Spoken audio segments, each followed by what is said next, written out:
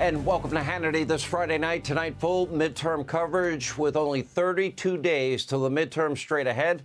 And Texas Senator Ted Cruz will be with us. Also, Arizona, they had a Senate candidate debate last night. Blake Masters performed particularly well against Mark Kelly and destroyed his Democratic opponent. We're going to bring you the highlights of that debate. And we begin tonight with President Joe Biden, his casual warning about a looming nuclear holocaust.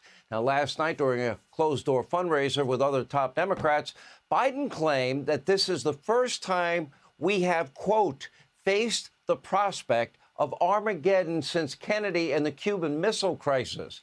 Now, because according to Joe, Vladimir Putin is not joking when he talks about the use of nuclear weapons or biological weapons or chemical weapons. Now, apparently, there is nothing Joe's going to do about it, but he did do this. The administration, they are buying $300 million worth of anti-radiation drugs. Well, that's not reassuring. That's Joe's big plan in the event that Putin uses nuclear weapons. That's it. No one in the White House has articulated a strategy to deter Vladimir Putin or work on any diplomatic solution. Now, the war in Ukraine has no end in sight, and now it appears that Joe Biden is only bracing for the worst. Get ready. I guess it's line up. Get your radiation pills. Anyway, tonight we have a serious question. How worried should Americans be? Now, remember, Obama once reportedly warned Americans not to underestimate Joe Biden's ability to bleep things up. And remember, former Obama Defense Secretary Robert Gates, remember he wrote that Biden had been wrong on every single foreign policy decision in the last 4 decades? Well, now here we are facing a dire national security crisis. But today, Joe was not interested in answering any questions about Armageddon, or the forthcoming Armageddon, as he called it. Take a look.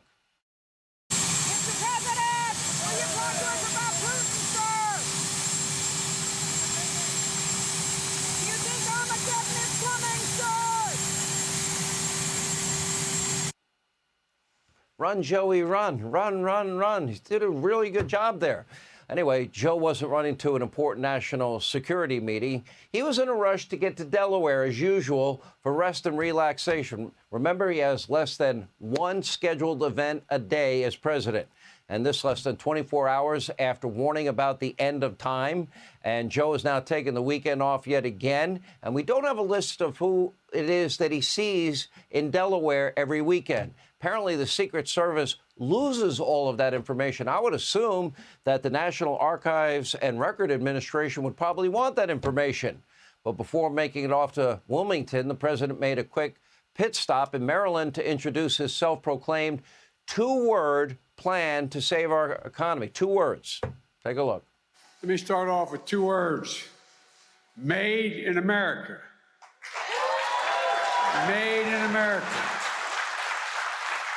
And that's not hyperbole. I'm not joking about that, as you know. Come on, man. 2 words. Made, 1, in, 2, America. 3. Just like that 3-letter word, jobs. J-O-B-S, jobs. Right, Joe? Take a look. John's last-minute economic plan does nothing to tackle the #1 job facing the middle class, and it happens to be, as Barack says, a 3-letter word, jobs, J-O-B-S, jobs. J-O-B-S. I count to 4. I don't know. Maybe my calculator's off. Look, this country is not in good hands. We are now worse off by every single metric since Biden took office. Can you name anything that Joe has done to make the lives of the American people better? He promised to build our economy from the bottom up. Now the poor, the middle class, Americans on fixed incomes, they're all getting shafted by record inflation, rising gas prices. He promised to restore unity in the country, and then he goes out to Philadelphia, dehumanizing all Republicans and calling them a threat to our country. He promised to restore America's standing around the world. That's a joke. And now, according to him, we're now facing the biggest threat of nuclear Armageddon since the height of the Cold War and the Cuban Missile Crisis. And still, Biden is desperately attempting to salvage a deal with Iran. that would all but arm the mullahs with nuclear weapons and give them billions of dollars.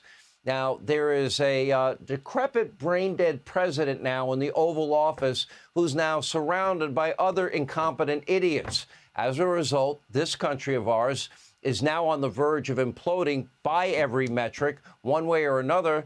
There is only one way to turn the corner. The administration has got to be checked. In 32 days, you have an opportunity to vote in a Republican House and Senate for the next 2 years. 32 days, it's all in your hands. I'm deputizing all of you. Take it as something that is of great importance. If you want to be safer, if you want more stability in your towns and cities, if you don't want to pay $5 a gallon for gasoline, and you don't want record high inflation, you got to think about all of these issues before you vote. Hey, Sean Hannity here. Hey, click here to subscribe to Fox News YouTube page and catch our hottest interviews and most compelling analysis. You will not get it anywhere else.